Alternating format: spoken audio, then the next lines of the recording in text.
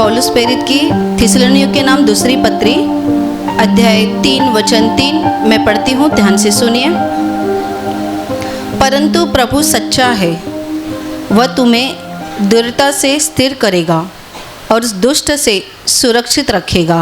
Hallelujah, hallelujah, hallelujah, hallelujah.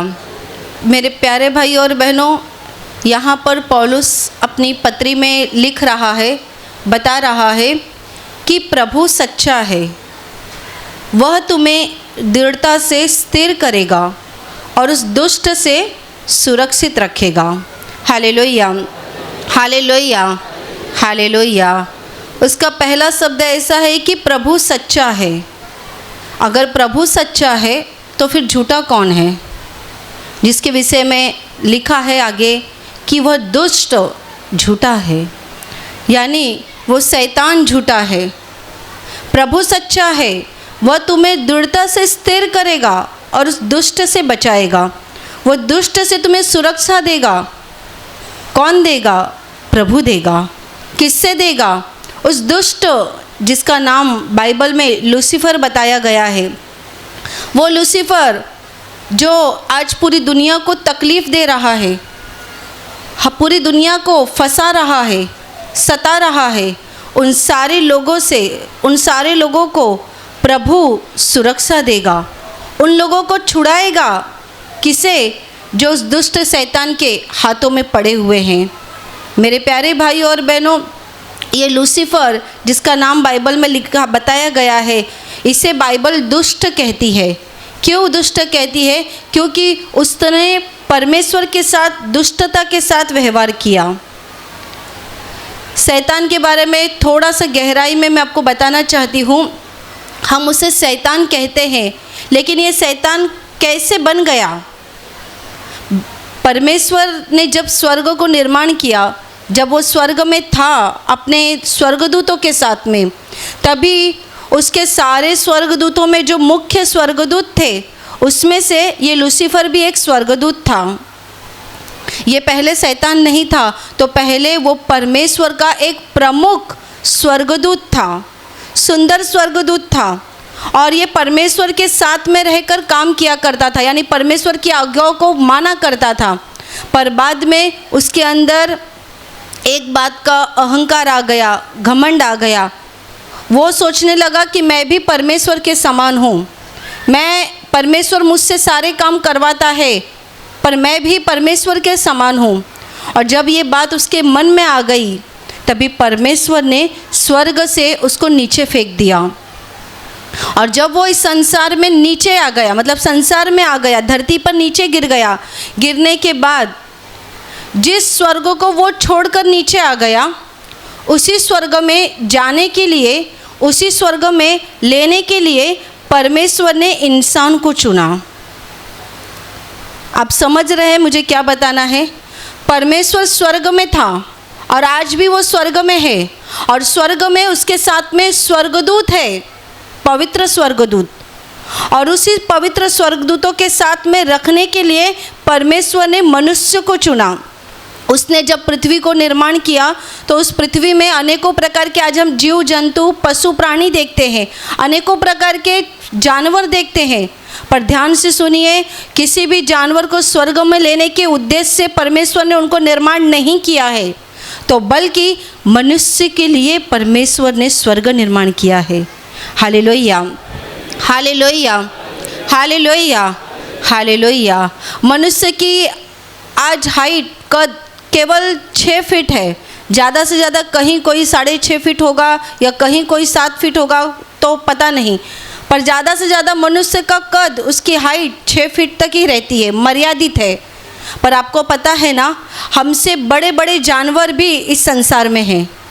हाथी कितना बड़ा है, सिंह कितना भयानक है, चीता कितना भयानक है, तो भी परमेश्वर ने इनके लिए स्वर्ग को नहीं बनाया है, तो बल्कि परमेश्वर की इच्छा थी कि जो मनुष्य धरती पर उसने निर्माण किया है, वो एक दिन धरती का जीवन खत्म होने के बाद उसके साथ स्वर्ग में आ जाए।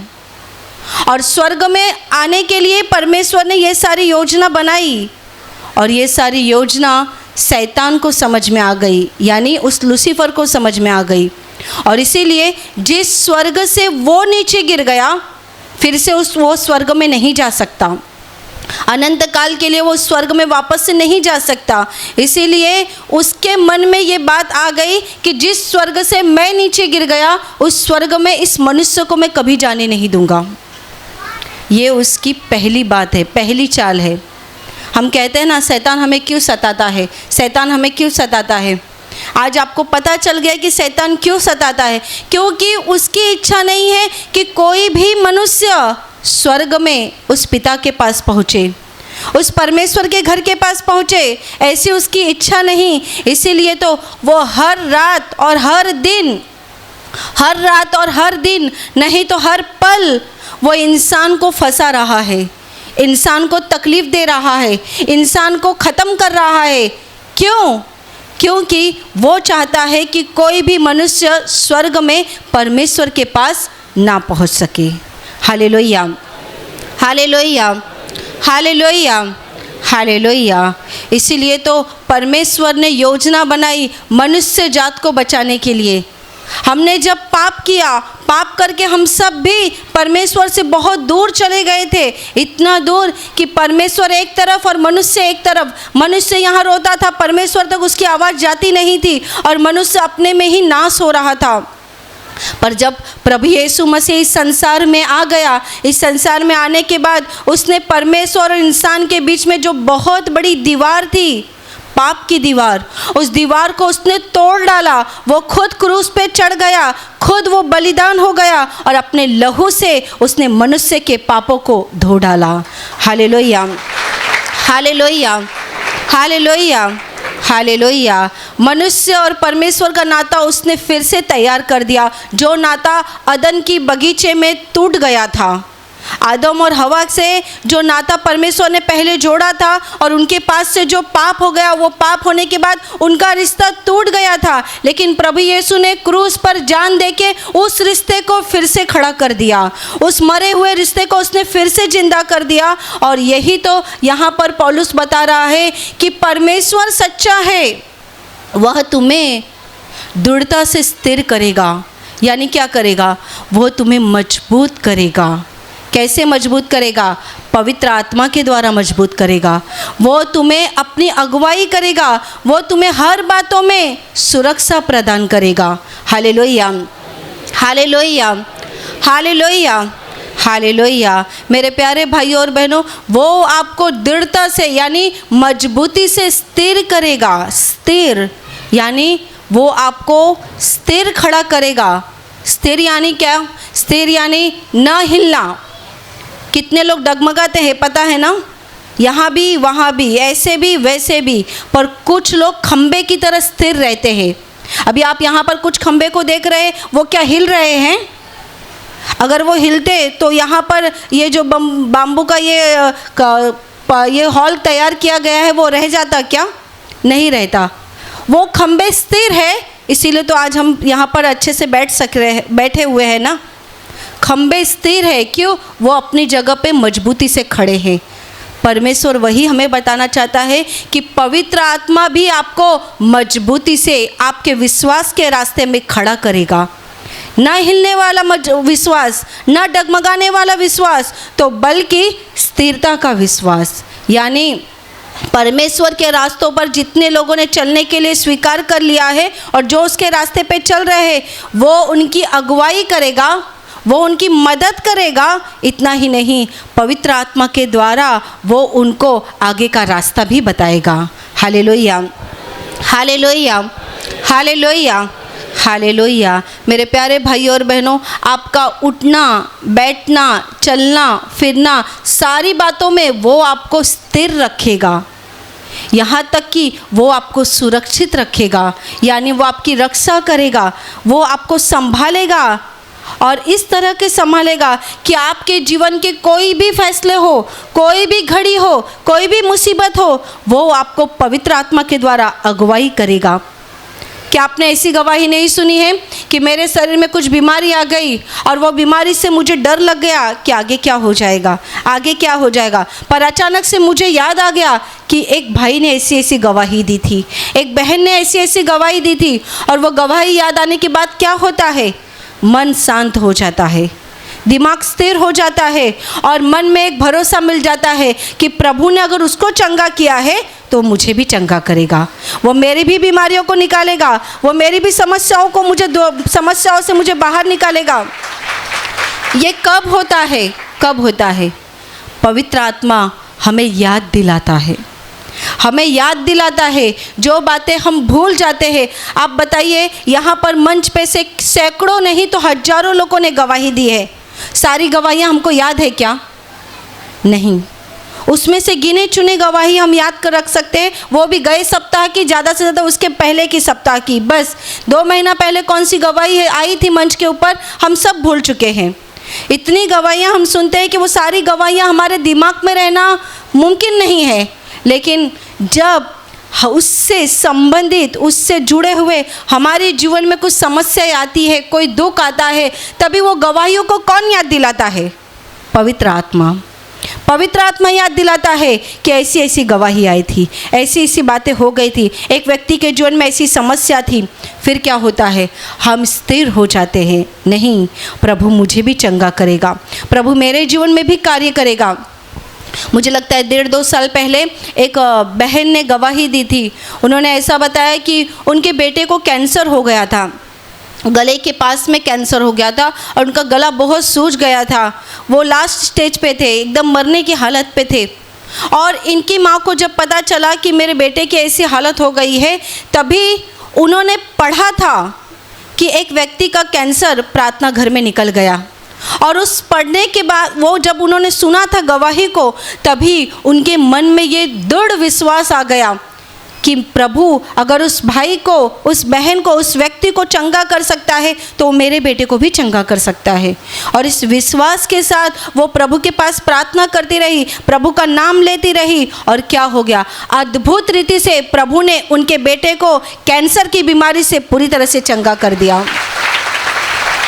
Hallelujah, hallelujah, hallelujah, hallelujah, hallelujah. मेरे प्यारे भाइयों और बहनों, आपको वो मजबूती से खड़ा करेगा। लेकिन कब खड़ा करेगा?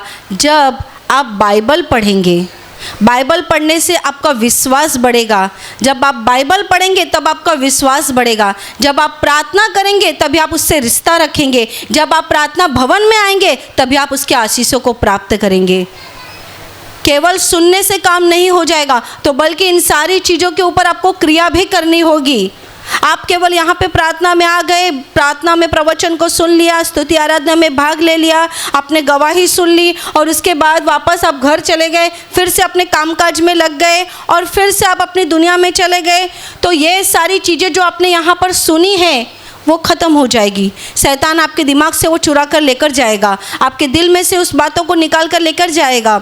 लेकिन जब आप यहाँ से वो सारी चीज़ें सुनते हैं, प्रवचन को सुनते हैं, प्रार्थनाओं में भाग लेते हैं, गवाही को सुनते हैं, घर जाने के बाद आप खुद बाइबल पढ़ते हैं, तभी क्या होता है, आपका विश्वास बढ़ जाता है। जब आप खुद प्रार्थना करने के लिए बैठते हैं तभी आपका रिश्ता परमेश्वर के साथ जुड़ता है। जब आप खुद प्रार्थना में हर सप्ताह आते रहते हैं तब क्या होता है, उन आशीषों को जो आप केवल दूसरों के विषय में इस मंच पर सुनते हैं, वही आशीष आपके जीवन में उतरना शुरू हो जाता है। कब? जब आप खुद प्रार्थना में आने लगते हैं।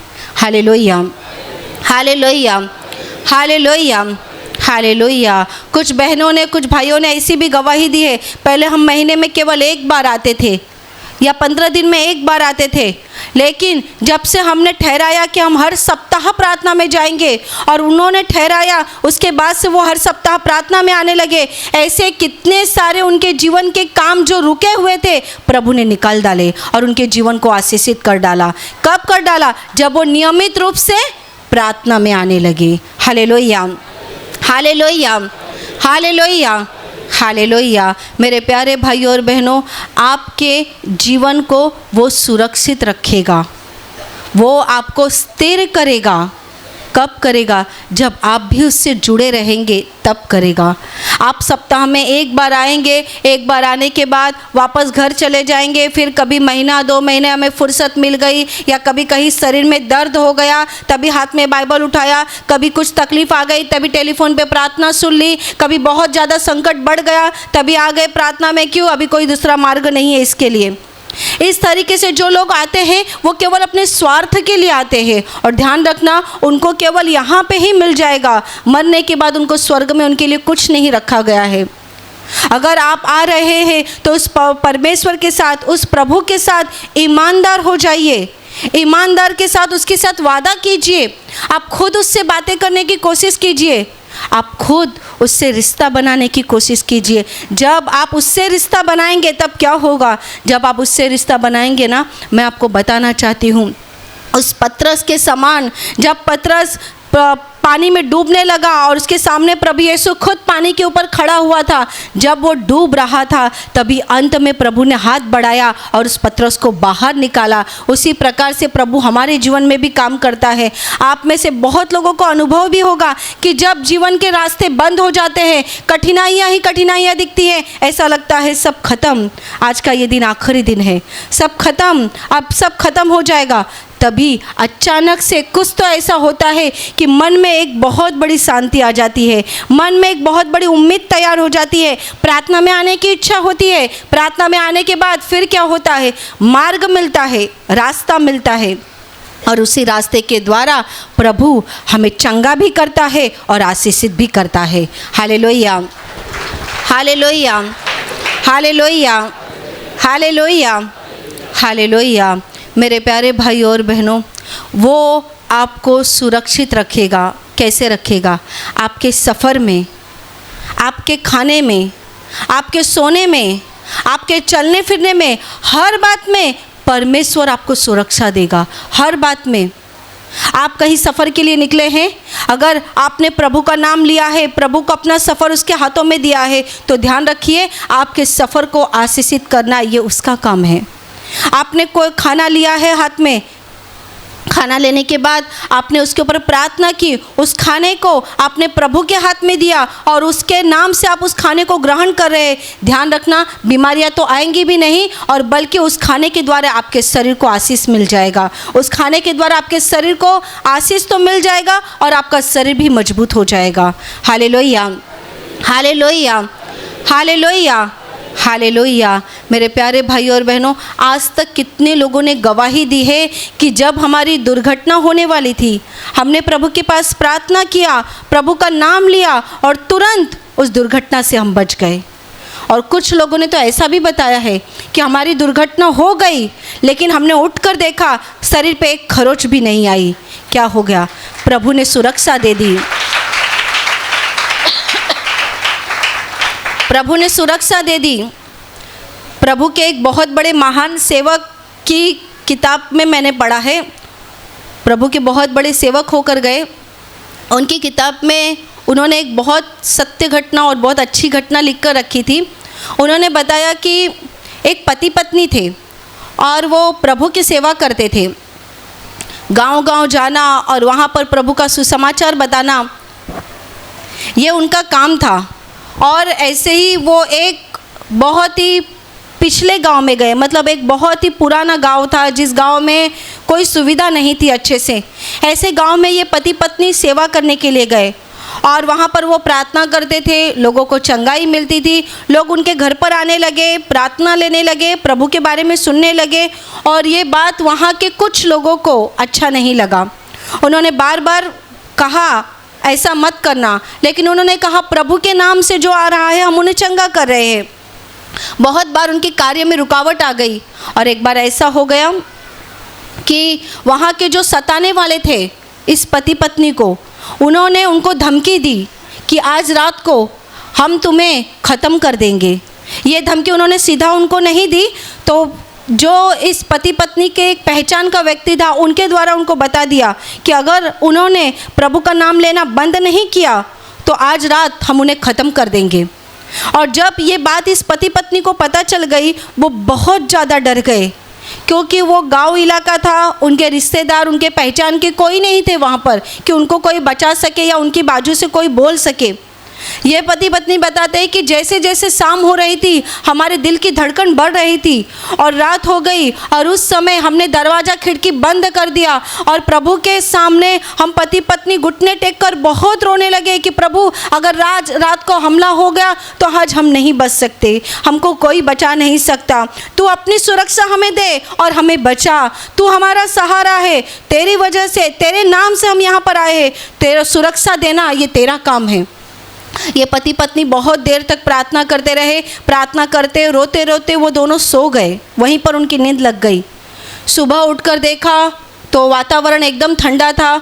उनको ऐसा लगा कि कुछ हुआ नहीं, और फिर बाद में पता नहीं क्या हो गया। कुछ समय के बाद उन्होंने उस व्यक्ति से मुलाकात की जिस व्यक्ति ने उनको बताया था कि आज रात को आपके घर में हमला करने वाले हैं वो। और बाद में जब उनसे मुलाकात हो गई तभी उस व्यक्ति ने बताया कि रात को तुम कहाँ गए थे? तो वो भाई ने बताया हम पति पत्नी घर के ही अंदर थे, डर के मारे हमने दरवाज़ा खिड़की बंद कर ली थी। उन्होंने कहा कैसे हो सकता है? तो इस भाई को कुछ समझ में नहीं आ रहा था। उन्होंने कहा क्यों, क्या हो गया? तो उस भाई ने बताया कि रात को तुम्हारे घर पर हमला करने के लिए 4 बड़ी गाड़ी भरकर आई थी, बहुत सारे मनुष्य आए थे तुम्हारे घर में हमला करने के लिए। पर जब उन्होंने हमला करने के लिए अपनी गाड़ी से वो बाहर निकले तभी तुम्हारे घर के बाहर कोई 4 व्यक्ति सफ़ेद कपड़े में हाथ में तलवार लेके खड़े थे।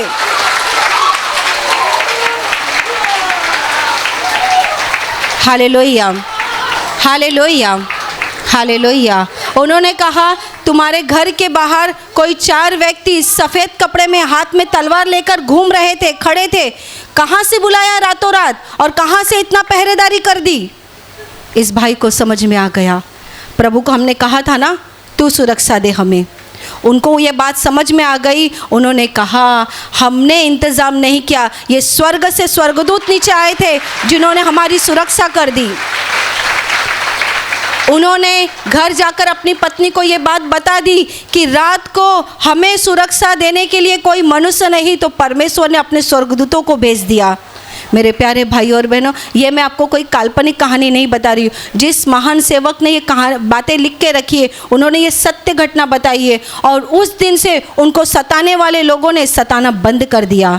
Hallelujah, hallelujah, hallelujah, hallelujah. आपको वो सुरक्षित रखेगा। प्रभु कहता है कि वो आपको उस दुष्ट से, उस शैतान से सुरक्षा देगा। कब देगा? हर बात में देगा, हर समय देगा, हर पल देगा, हर समय, हर सफ़र में वो आपको सुरक्षा देगा। मेरे प्यारे भाई और बहनों, अपना जीवन उसके हाथों में दीजिए। अगर आप किसी व्यक्ति के ऊपर भरोसा रखते हैं और आपको लगता है ये व्यक्ति आपको बचाएगा, तो आप गलत कर रहे हैं, आप मूर्खपना कर रहे हैं। आपका जीवन सच्चे व्यक्ति के हाथ में दीजिए, सच्चे परमेश्वर के हाथ में दीजिए, जो आपको हर मुसीबत में सुरक्षा दे सकता है। पर कब देगा मुझे बताइए? जब आप उससे रिश्ता बनाकर रखेंगे तब। जैसे कि आप किसी व्यक्ति को, मैं उदाहरण बता रही हूँ, आपके पहचान में कोई व्यक्ति है जो बहुत अमीर है, धनवान है, आप केवल उसको जानते हैं, कोई पहचान नहीं है, केवल जानते हैं कि ऐसा ऐसा फलाना फलाना व्यक्ति है, बहुत धनवान है, बहुत अच्छा, मतलब अच्छा है, उसके घर में सब अच्छा है। और एक दिन आपके जीवन में कुछ समस्या आ गई, कोई मुसीबत आ गई, तो क्या आप उस व्यक्ति से मदद मांगने के लिए जा सकते हैं? जा सकते हैं? बताइए। जिससे आपने कभी बात भी नहीं की है, जिससे आपकी कोई पहचान नहीं है, जिससे आपका कोई संपर्क नहीं है, तो क्या आपकी मुसीबत के दिनों में आप उससे बातें करने के लिए या उससे मदद मांगने के लिए जा सकते हैं? नहीं जा सकते। क्यों? आपसे उसका कोई रिश्ता नहीं है। आप जानते हैं कि वो श्रीमंत है, धनवान है, आप जानते हैं कि वो मुझे छुड़ा सकता है, आप जानते हैं कि उसके पास उतनी ताकत है मुझे बचाने की, फिर भी आप उससे मदद मांगने के लिए नहीं जा सकते, क्योंकि आपका उससे रिश्ता नहीं है। वैसे ही बहुत लोगों के जीवन में ऐसा होता है, परमेश्वर से रिश्ता ही नहीं है। नाम सुना है प्रभु यीशु चंगा करता है। नाम सुना है प्रभु यीशु बीमारियों से मुक्त करता है। नाम सुना है कि प्रभु यीशु बहुत सारे अद्भुत काम करता है। केवल सुना है, कभी उससे बात करने की कोशिश नहीं की, कभी उससे रिश्ता ही नहीं रखा, कभी उसके भवन में बैठकर उससे प्रार्थना ही नहीं की, कभी उसके सामने हाथ फैलाया ही नहीं, कभी उसके सामने हाथ जोड़ा ही नहीं, कभी उसके सामने हाथ उठाकर उसको धन्यवाद दिया ही नहीं। तो मुझे बताइए, आपकी तकलीफ़ों के समय में आप उसे पुकारेंगे तो क्या वो स्वर्ग में बैठा हुआ परमेश्वर आपकी सुनेगा? नहीं सुनेगा। वो कहेगा मुझसे, मैं तुम्हें पहचानता ही नहीं, तुम्हारा मेरा कोई रिश्ता ही नहीं है, तो मैं तुम्हारी मदद क्यों करूं? और वो रिश्ता कैसे जमेगा? किसके द्वारा जमेगा? प्रभु यीशु के द्वारा। अगर प्रभु यीशु के द्वारा आपने उससे रिश्ता बनाया है तो ही तो वो आपकी सुनेगा। जैसे कि कोई रिश्तेदार है आपका, वो भी बहुत धनवान है, बहुत अच्छा है, आप उससे हमेशा कांटेक्ट करते हैं, संपर्क करते हैं, आपका व्हाट्सएप पे उनसे बातें शुरू रहता है, आप फ़ोन पे उनसे संपर्क करते हैं, आपका हाल समाचार उनसे आप लेना देना करते हैं, सारी बातों में आप उनसे जुड़े हुए हैं। अचानक आपके जीवन में कुछ समस्या आ गई, कुछ पैसों की आपकी ज़रूरत पड़ गई, तब क्या होगा बताइए? आप उसको आवाज़ देंगे, आप उसको बुलाएंगे उस व्यक्ति को। उससे पहले अगर वो आप पर सच्चा आपका रिश्तेदार होगा तो वो पहले आपको बुलाएगा, पहले आपसे बात करेगा और कहेगा मैं कुछ मदद करूं क्या, मैं कुछ मदद करूं क्या? कौन कहेगा? जिस रिश्तेदार के साथ आपकी अच्छी पहचान है। वैसे ही जो व्यक्ति आप यहाँ प्रार्थना भवन में बैठे हैं, जितने लोग सुन रहे हैं, वो सबके लिए मैं बताना चाहती हूँ, अगर आप रोज़ उस प्रभु से बातें करते हैं, रोज़ आपका दुख बताते हैं, कभी आपका अच्छा काम बताते हैं, कभी आपके सुख को उसके साथ शेयर करते हैं, कभी आपके तकलीफ़ों को उससे बताते हैं, कभी आपको कुछ चाहिए आप उससे बताते हैं, कभी आप उससे धन्यवाद देते हैं, तो कभी आप उसकी आराधना करते हैं, तो कभी आप उसके बाइबल को लेकर पढ़ते हैं, उसके वचनों को पढ़ते हैं, तभी क्या होता है पता है? आपके जीवन में संकट आया, दुख आया, आप तुरंत कहते हैं प्रभु यीशु बचा। उस समय क्या होता है? वो अपने स्वर्गदूतों को भेजकर आपके जीवन में कार्य करेगा। वो अपने दूतों को आज्ञा देगा आपके विषय में, वो अपने दूतों को आज्ञा देगा आपके विषय में, और वो आपकी सेवा करेंगे। मेरे प्यारे भाई और बहनों, प्रभु कहता है उस दुष्ट से आपको सुरक्षा देगा। किसे देगा? आपको देगा। आपको यानी किसको? जो परमेश्वर पर विश्वास करते हैं, जो प्रभु यीशु पर विश्वास करते हैं। संसार में करोड़ों की आबादी है, नहीं अगणित लोग हैं, लेकिन उसमें से वो सबको वादा नहीं कर रहा है। ये वादा वो अपने चुने हुए लोगों को कर रहा है, चुने हुए लोगों को। जो लोग उस पर विश्वास करते हैं, उसके नाम पर विश्वास करते हैं, उसके क्रूस पर विश्वास करते हैं, उन सब को प्रभु यीशु वादा कर रहा है कि वो तुम्हें उस दुष्ट से बचाएगा, उस दुष्ट से वो सुरक्षा देगा। क्या आपको पता नहीं है संसार में कितनी दुर्घटनाएं होती है? कितने लोग खुदकुशी कर रहे हैं, कितने लोग बीमारी से मर रहे हैं, तो क्या परमेश्वर उनको नहीं बचा रहा है? क्यों नहीं उनको बचा रहा है? क्यों? उन्होंने परमेश्वर को पुकारा ही नहीं है, तो वो परमेश्वर को आवाज़ ही नहीं दे रहे, वो परमेश्वर के दरबार में आके बैठते ही नहीं है, वो परमेश्वर को अपने जीवन में बुलाते ही नहीं है, तो परमेश्वर उनकी कैसे सुनेगा? इसीलिए तो कहा है वो उस दुष्ट से आपको बचाएगा, उस लूसीफर से, उस शैतान से आपको बचाएगा, आपको स्थिर करेगा।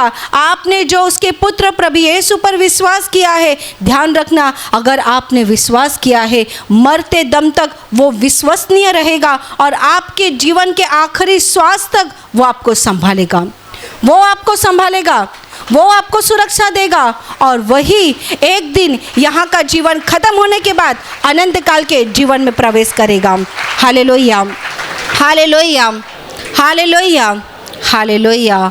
मेरे प्यारे भाइयों और बहनों, उस प्रभु के पर विश्वास करने के साथ ही साथ अपने जीवन की सारी बातों को उसके हाथ में रखिए, उससे सुरक्षा मांगिए, उसके पास सेहत मांगिए, उसके पास चंगाई मांगिए, उसके पास मदद मांगिए। वो आपको देगा, वो आपको देगा, और केवल देगा नहीं तो बहुत तायत से देगा। उसके पास जीवन है और वो जीवन आपको बहुत तायत से देने के लिए आया है। प्रभु यीशु का मकसद ही यही था कि वो इस संसार में इसीलिए आ गया ताकि हम सब जीवन को प्राप्त करे, और वो भी कैसे जीवन को, बहुतायत के जीवन को प्राप्त करे। वो आपको इतना सा जीवन नहीं देना चाहता, तो वो आपको बहुतायत का जीवन देना चाहता है, पर इसके लिए आपको उससे रिश्ता बनाना होगा। उसका वचन सत्य है कि प्रभु सच्चा है, वो अपने वादे पर सत्य है, वो अपनी जगह पर सत्य है, और वो जो कोई उसके पास आएगा वो उसे दृढ़ता से स्थिर भी करेगा और उस दुष्ट से सुरक्षा भी देगा। मेरे प्यारे भाई और बहनों, उस प्रभु के ऊपर विश्वास करने के साथ ही उसके पास आप मांगिए, आप उसके पास मांगिए, वो आपको देगा।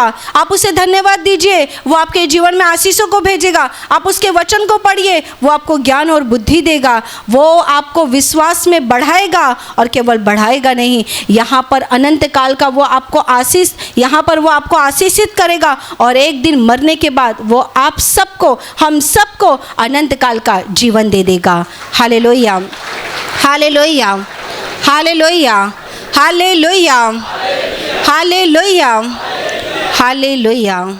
मेरे प्यारे भाई और बहनों, अभी मैं आपके लिए प्रार्थना करने जा रही हूँ। आपके बीमार हिस्से पर हाथ रखिए। अगर वहाँ हाथ नहीं रख सकते तो आप अपने सीने पर हाथ रखिए। विश्वास कीजिए, वो प्रभु यीशु इस घड़ी आपको छुएगा और आपको चंगा करेगा। धन्यवाद स्वर्गीय पिता, धन्यवाद प्रभु यीशु, धन्यवाद पवित्र आत्मा, धन्यवाद स्वर्गीय पिता। मैं तुझे धन्यवाद देती हूँ कि आज इस वचनों को सुनने के लिए तूने इनके दिल को खोला और इनको आशीषित किया है। प्रभु यीशु के पवित्र नाम से आपके शरीर के सारी बीमारियां इसी घड़ी निकल जाए। आपके शरीर का सारा दर्द प्रभु यीशु के नाम से नष्ट हो जाए। आपके जीवन का दुख, संकट प्रभु यीशु के नाम से खत्म हो जाए। आपके मन की इच्छा प्रभु यीशु के इच्छा के अनुसार पूरी हो जाए। जिनके जीवन में दुष्ट आत्मा काम कर रही है, मैं प्रभु यीशु के नाम से आज्ञा देती हूँ, उन्हें दुष्ट आत्माएं छोड़कर निकल जाए। आपके ऊपर और आपके परिवार पर प्रभु यीशु के महान आशीष आ जाए। आमीन।